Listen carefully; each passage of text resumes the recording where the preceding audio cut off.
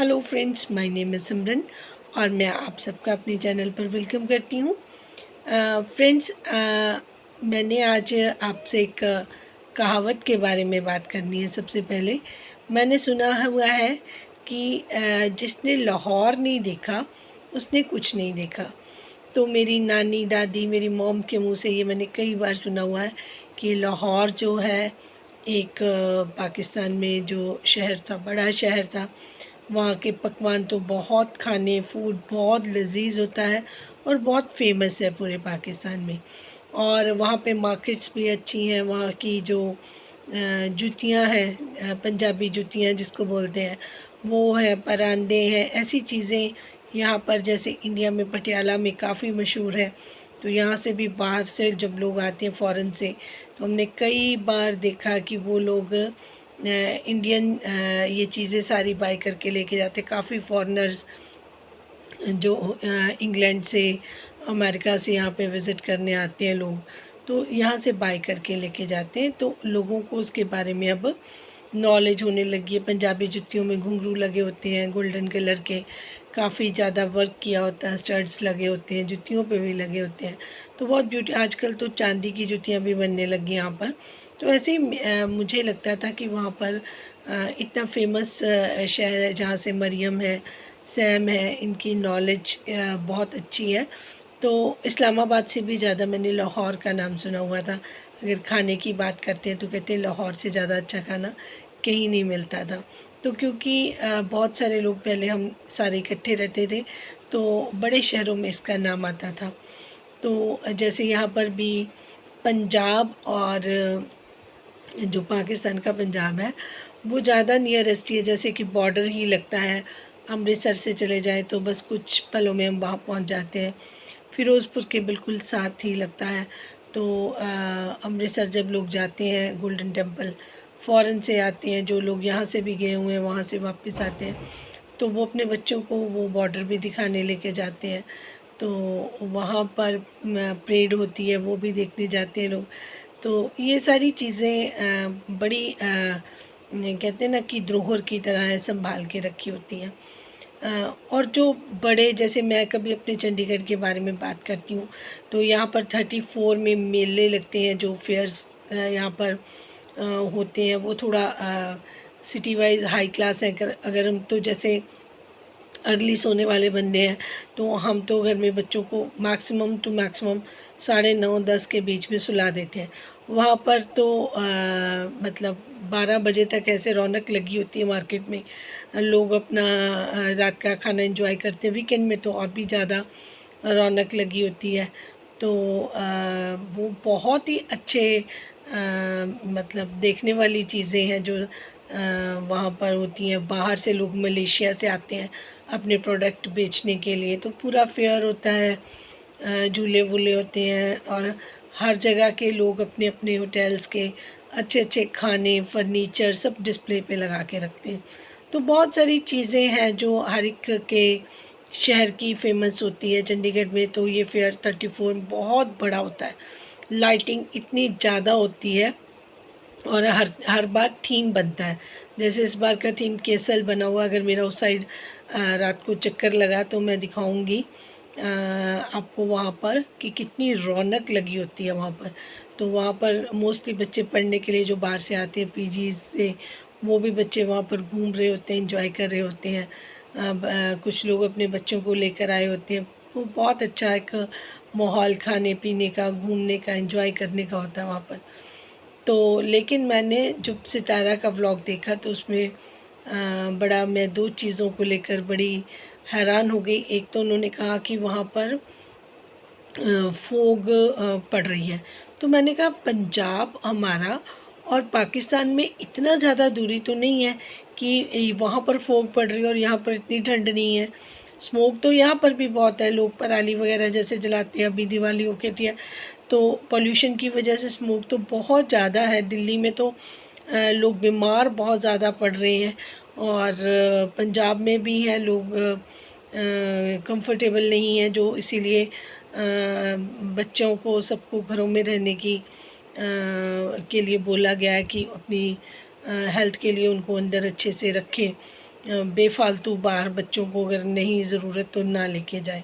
तो मैंने कहा फोग वाला मौसम तो आया ही नहीं, अभी तो फ़ैन चल रहे हैं, एसी ही बंद हुए हैं, तो ऐसा तो कुछ हुआ नहीं है, क्योंकि सुबह भी हम उठते हैं तब भी कोई ऐसी मुझे फोग नहीं दिखाई देती। लेकिन हाँ, ऊपर जब देखते हैं आसमान में तो बहुत ज़्यादा गर्द होती है, तो उसको देख के मुझे लगा कि सितारा को शायद इसका पता नहीं है कि फोग और स्मोक में शायद फ़र्क होता है। क्योंकि देखिए, ज़्यादा दूरी पर अगर होता कंट्री तब मैं समझ लेती कि शायद वेदर कंडीशंस कुछ अलग हो सकती हैं, बट मुझे लगता है कि वहाँ पर भी स्मोक ही होगी, फोग नहीं हो सकती लाहौर में, ठीक है। दूसरी चीज़ जो मुझे हैरान करने वाली है कि इतनी बड़ी यूट्यूबर हैं और उनको बड़ी बार पाकिस्तान पर प्राउड करते भी हमने देखा। तो इस तरीके की चीज़ें अगर उनके साथ होती भी हैं तो उनको इतना पब्लिकली ये सारी चीज़ें बताना कि हमारे साथ फ्रॉड हो गया, धोखा हो गया, लाहौर का धोखा मशहूर कर दिया, तो ये चीज़ें अगर वो अवॉइड करें तो मुझे लगता है ठीक है। उनके कोई सपोर्टर हैं, वो हमें गाइड करने आते हैं कि जी आपको क्या बात करनी चाहिए, क्या नहीं करनी चाहिए, आप मशवरे दें उनको, अच्छे अच्छे वो दे सकती हैं। लेकिन उनकी जो चीज़ें ऐसी वो कर देती हैं, उनको डिस्कस ना करें, तो इनको वो मैनिपुलेशन का नाम दे रहे हैं। ऐसा नहीं है। मैंने उनको फिर रिप्लाई में कहा कि जी मैं जॉब तो कर नहीं रही सितारा के लिए कि वो मुझे सैलरी दे रही है और मुझे उसके हिसाब से चलना, या मैं कोई ऐसी कंडीशन पर अपना चैनल बड़ा करना चाहती हूँ कि मैं अगर सितारा के अगेंस्ट बोलूँगी। होता है जो सितारा लवर होती है, जब उनको लगता है कि सितारा की कोई पोल खुल गई या कोई बात मैंने बोल दी ऐसी जो पता है उनको कि ऑथेंटिक तो होगी, बिना सिर पाँव के मैं बात करती नहीं, तो उनको बुरा लगता है, तो वो फिर अनसब कर जाते हैं। बहुत सारे लोग करके जाते हैं, मुझे उससे कोई फ़र्क नहीं पड़ता। मैं तो फ़िल्टर लोग ही चाहती हूँ कि जो सही चीज़ को मानने वाले हों, एथिक्स वाले हों, क्योंकि असर तो उन पे ही पड़ेगा ना। दूसरों के आगे तो आप जितनी मर्ज़ी बीन बजा लो, किसी को फ़र्क नहीं पड़ता। तो जो समझदार लोग हैं, हमें हमारा मोटो ही उनको समझाना है कि आप इस तरफ भी देख, समझदार तो वो होते हैं, लेकिन उनका कई बार ध्यान जो होता है ना, वो जो बारीक चीज़ें होती हैं जिनसे सच्चाई पकड़ी जाती है, ऑथेंटिकनेस होती है, वो नहीं पकड़ पाते। वो दया जैसे लोग ही पकड़ पाते हैं, जो एक टीम का हिस्सा होते हैं। तो हम तो सिर्फ उनको ज़रा सा ध्यान लगाने के लिए कहते हैं कि ज़रा इधर भी देख लीजिए, ताकि उनकी आंखें भी खुल जाएं। अदरवाइज़ हमारा कोई ऐसा होता नहीं है कि हम किसी को बेज़ार करना चाहते हैं या फिर किसी के साथ कुछ गलत करना चाहते हैं, किसी के खिलाफ़ हैं, ऐसा हमारी कोई इंटेंशन नहीं होती। हाँ, जो चीज़ सही होती है हम उसको अप्रिशिएट भी कर देते हैं। अब लाहौर का नाम धोखा हो गया है, क्योंकि वहाँ पर आपकी बहुत बड़ी स्टार को धोखा मिल गया है। फिर वो जो ब्रांडेड कपड़े जिनको वो कह रही कि वो स्टिचिंग करके बताएंगी, जिसको वो कह रही है ना कि उन्होंने ये अपनी क्लोथिंग ब्रांड को जो वो लॉन्च कर चुकी हैं, वो सिर्फ स्टिचिंग का काम करी, क्योंकि कपड़ा उनका है नहीं है, उन्होंने कहीं से ख़रीदा है।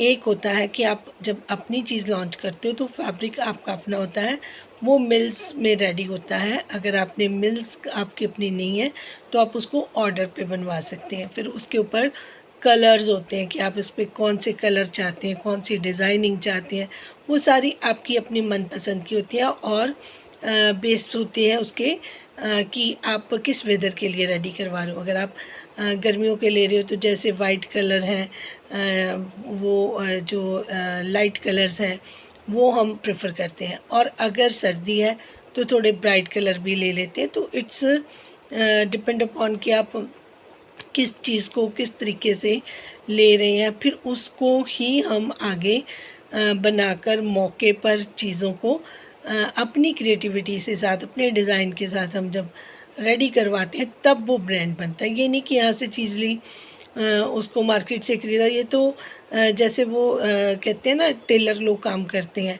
कि आपने उनको कपड़ा दिया, वो अपनी मर्ज़ी से लेसेस वगैरह लगा देते हैं। जैसे इनके भाई वो काम करते थे, सूट्स वगैरह कहते थे कि मैं बनाता हूँ, तो इस तरीके से तो वो भी बना रही थी अपना कौसर ने भी कपड़े अपने आसपास के अड़ोसियों पड़ोसियों की सिलनी शुरू कर दी हैं। तो ये चीज़ें हैं जो थोड़ी सी समझदारी से करने वाली हैं, क्योंकि मशवरा अगर मांग रहे हैं उनके सपोर्टर्स कि चलो हमें मशवरा ही देना है, तो हमारा तो ये मशवरा है कि जो पाकिस्तान के लोग हैं कई बार वो इस चीज़ में आके हो जाते हैं कि आप पहले सितारा के लिए अच्छा बोल रहे थे, अब उसकी जो चीज़ें बाहर निकल कर आ रही हैं उसके आप एक लफ्ज़ भी खिलाफ़ मत बोलें, क्योंकि हम आपको अनसब्सक्राइब कर रहे हैं, क्योंकि आप सितारा के ख़िलाफ़ बोल रहे, चाहे वो गलत है व चाहे वो सही है, क्योंकि वो हमारे कंट्री की व्लॉगर है तो हम उसको सपोर्ट करेंगे। जी, ये आपकी मर्ज़ी है, हम आपके हाथ जोड़कर पीछे नहीं खड़े हुए हैं कि आप एथिक्स के साथ ज़रूर चलें। आपको अच्छा लग रहा है तो आप उनको देखें, हमें मत देखें, लेकिन जो बात सही होगी वो हम ज़रूर बोलेंगे। ना हम उनको रोक पा रहे हैं कि आप ऐसे मत करो, तो हमें भी कोई नहीं रोक पाएगा कि हम सही बात करने से रुक जाएं। जब कोई गलत बात करने से नहीं रुक रहा तो आप सही बात करने वाले को कैसे रोक लेंगे? मुझे तो सबसे बड़ी बात प्रॉब्लम वाली ये लगती है। तो एनीवेज़ जो लाहौर का आज हमने नाम सुना और उनके बाद हमें पता चला कि लाहौर में किस तरीके से धोखे होते हैं, तो वहाँ पर किस तरीके का काम हम अब देखेंगे, ये भी एक बहुत बड़ी बात हो गई है। तो हमारा तो मशवरा सिर्फ यहीं तक रहेगा कि कम से कम अपनी कंट्री का अगर आप ये सारी चीज़ें होती भी हैं, सबके यहाँ पर भी होती हैं, लेकिन उसको हम मतलब इस तरीके से 1 मिलियन के लोगों को 1 मिलियन चैनल वाले अपने उसको लोगों को व्यूअर्स को बताएं कि हमारे कंट्री में ये हो रहा है या हमारे साथ ये हो चुका है। मुझे समझ नहीं आता कि आप इतनी इंटेलिजेंट हैं, आप कहती हैं कि मेरा इतना बड़ा चैनल है, मैं सिर्फ कंट्रोवर्शियल चीज़ें दिखा दिखा कर चैनल बड़ा किया, दिमाग वाली कोई बात हमारे अंदर है ही नहीं है। तो हम अपने कंट्री का सारी चीज़ें खुद ही बता रहे हैं, अगर होती भी है तो इस तरह ढिंढोरा कौन पीटता है? मुझे तो यही समझ नहीं आती। आपके साथ गलत हुआ, आपने जाकर वहाँ से चीज़ें ठीक ली और वापस आ गई और आप सेटिस्फाइड हो गई। आपको बिहाइंड द सीन सब कुछ कर लेना चाहिए। आप इन चीज़ों को कंटेंट बनाएंगे, कुछ भी आप कंटेंट लेके आ जाते हैं, आपको ये नहीं पता चलता कि ये कितना सही इम्पैक्ट डालेगा और कितना नहीं। ये आपके जो लेने वाले सब्सक्राइबर होंगे, जो डाई हार्ट नहीं होंगे, उनके ऊपर तो कम से कम ये असर डालेगा कि ये पता नहीं हमारे पास जो पीस आएगा वो सही होगा या नहीं होगा, या जितनी हम कीमत अदा कर रहे हैं या करेंगे वो उसके लिए वर्थ होगी या नहीं होगी, वैल्यूबल होगा उतना या नहीं होगा। अब ये सारी चीज़ें आप ही लोगों के माइंड में डालेंगी। आपकी स्ट्रेटजी और आपकी जो बिज़नेस सेंस है उस पे तज्जुब होता है कि अगर आप बिज़नेस कर रहे हैं तो आपको शक की एक भी चीज़ नहीं छोड़नी होती, सेटिस्फाइड खुद होना होता है और दूसरों को भी करना होता है, ना कि ये चीज़ें सबके सामने लेके आनी होती हैं। बिहाइंड द सीन जब हम काम करते हैं तो बहुत सारी प्रॉब्लम्स, ऑब्स्टेकल्स बिल्कुल हमें फेस करनी पड़ती हैं, हम भी करते हैं, लेकिन हम जाके क्लाइंट के सामने नहीं बोल सकते कि हमने ये फेस किया। हमने उनको अच्छे से काम कर कर उनका जॉब जो है बढ़िया से, जो अगर हमें मिला है वो अच्छे से उनको करके देना होता है, ताकि वो हमारे काम से सेटिस्फाइड रहे और हमें टाइमली ऑन टाइम पे करते रहे सारी चीज़ें।